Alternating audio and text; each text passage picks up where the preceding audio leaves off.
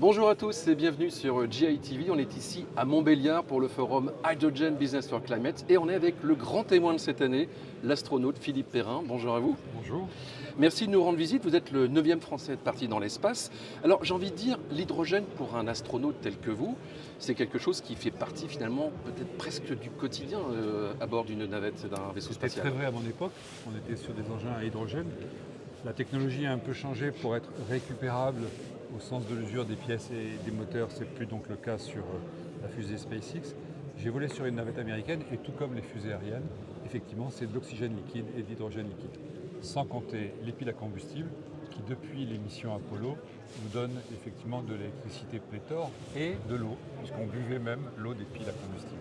Alors c'est grâce bien sûr à l'espace que la pile à combustible a pu trouver son chemin sur des véhicules terrestres. Alors justement, cette mobilité hydrogène, c'est quelque chose qui vous intéresse?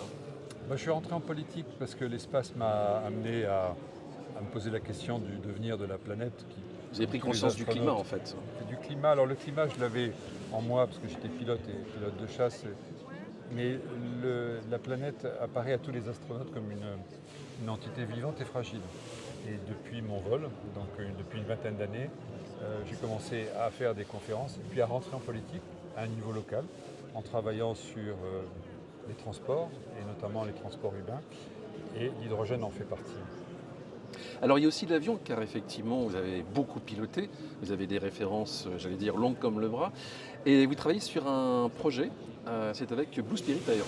Alors probablement parce que j'ai une empreinte carbone colossale C'est pour se faire dans mon pardonner, c'est ça? passif et c'est pour me faire pardonner. Et arrivant à la conclusion que l'hydrogène était vertueux dans certains domaines et beaucoup plus vertueux que d'autres technologies, il m'est apparu comme évident que ce qui se fait aujourd'hui sur une voiture hydrogène, ce que fait par exemple Toyota, pourrait très facilement se faire sur un avion de petite taille, entre 4 et 6 places, en utilisant de l'hydrogène gazeux. Alors, ce n'est pas transposable aujourd'hui à de gros avions qui nécessiteraient de l'hydrogène liquide, qui est une autre aventure, mais l'hydrogène gazeux, en fait, c'est accessible, ça existe, c'est la technologie sur étagère comme on l'appelle, et dont l'ambition de la start-up que je conseille avec son CEO et ami Olivier Savin, c'est de développer cet avion et d'en faire en fait le taxi du 21e siècle. Alors ça vous rappelle des souvenirs parce que vous avez été pilote d'essai.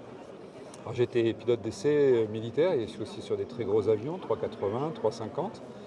Pour ces gros avions, l'hydrogène arrivera aussi, probablement d'abord à travers l'aviation commerciale, des 100 places qui feront peut-être 1800, 2000 km sur un mode de propulsion hydrogène liquide qui nécessitera pour le coup d'avoir un réseau d'hydrogène liquide jusque sur les aéroports français et internationaux. Merci, c'était Philippe Perrin, astronaute, conseiller pour Blue Spirit Aero et puis surtout grand témoin de cette édition 2024 du forum Hydrogen Business for Climate ici à Montbéliard. Merci à vous.